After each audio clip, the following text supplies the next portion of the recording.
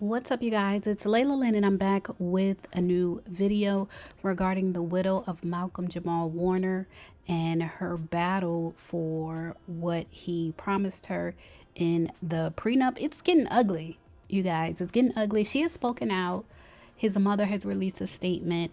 And like a lot of you guys said in my previous videos, comments, like, this is not how he lived his life at all. This is not how he lived his life at all.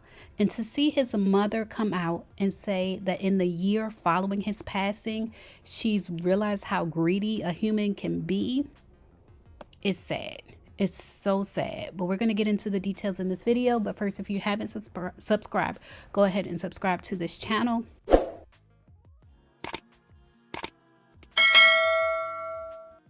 People is reporting widow of Malcolm-Jamal Warner says she had no choice but to sue his mom for $1.2 million.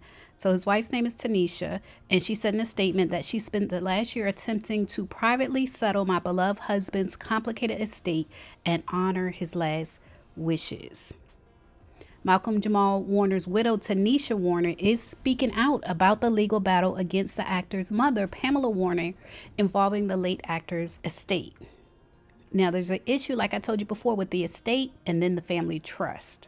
So after news of her legal actions, Tenisha said in a statement shared to People, quote, "For the last year, I have attempted to privately settle my beloved husband's complicated estate and honor his last wishes. Malcolm had every intention to provide for our 9-year-old daughter and me. He was close to finalizing a new estate plan to replace the stale plan created in 1996 when he was 26 years old, 20 years before we met and well before we gave birth to our beautiful daughter." She also said that Malcolm was ultimately unable to do so before we lost him. And she said, "I've been struggling to care for our daughter as a single mom and now as her sole provider. Legally, I had no choice but to take action to protect our rights before any potential statute of limitations expired." Now, I think this is answering the question on why it was filed on the anniversary of his passing, which everybody is asking, why do it on the anniversary of his passing?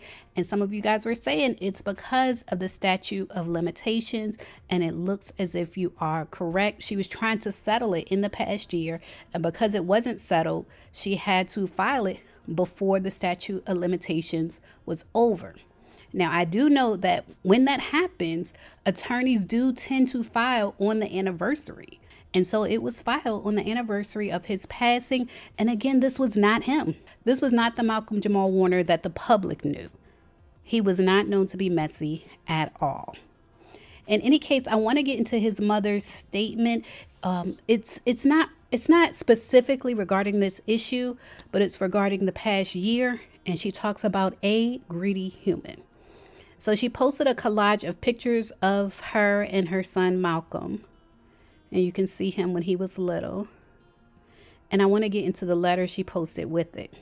All right. So she said, "Today has come so very quickly. It's amazing how a year of pain, hurt, loss, emotional destabilization, and most importantly, growth has come and sits here before me. It's been a whirlwind of experiences, insights, discoveries, and the realization that life can bring to your doorstep the unimaginable. As a parent, we would never think that our children would leave before we do. It's not the order of things. Or at least that's not what we as humans are accustomed to. It's the parent that leaves first and leaves the child or children to continue on with their lives. But what do you do when this is out of order and the child or children leaves first? This is where I found myself on July 20th, 2025. And this is what I awoke to July 20th, 2026. How can I be here and my child is not? I'm a firm believer that everything has a purpose and a reason. Some of it's karma, some of it's one's journey. I believe there's always a lesson in unpleasant and pleasant experiences. I believe that we're spiritual beings having a human experience. Our lives are tailor-made for us specifically. One size does not fit all. We are all on a journey of discovery, healing, and opportunities to be better, improve, and transform our spiritual selves. My journey over the past year has been just that, abundantly so." Now, this is the part where I hate to say it gets messy, but this is the part. She said, "During my year-long journey, I've discovered how cruel, evil, and greedy a human can be. I've also discovered the depth of love, care, concern, and support that humans are capable of, all of which I've been the recipient of. The good, the bad, and the ugly. These are the lessons that apparently I will need as I continue my journey. And Lord, please don't let her be talking about his wife. She goes on to say, I was chosen and blessed to be the mother of a child who embodied brilliance, creativity, intelligence, empathy, a love for his people, confidence, and a belief that we can all be better us's, as Malcolm would say. He had a heart of gold. He was insightful and had a real good read of human nature. He was not just my son, but my go-to person, my confidant, my brother, and sometimes he had to parent me. He was my business partner for more than 40 years. And I think this is really important. I think she added this because she wants the public to know this. He was my business partner for more than 40 years. We together built the name and the business. He was always the front man. I took care of the business. He was a star, the face of Mall Jam Inc. I was the support system that allowed him to soar unencumbered with the business of show business. We worked very well together. It was a pleasure and an honor to work alongside of Malcolm. There were not always sunny days, but we managed to get through to the other side.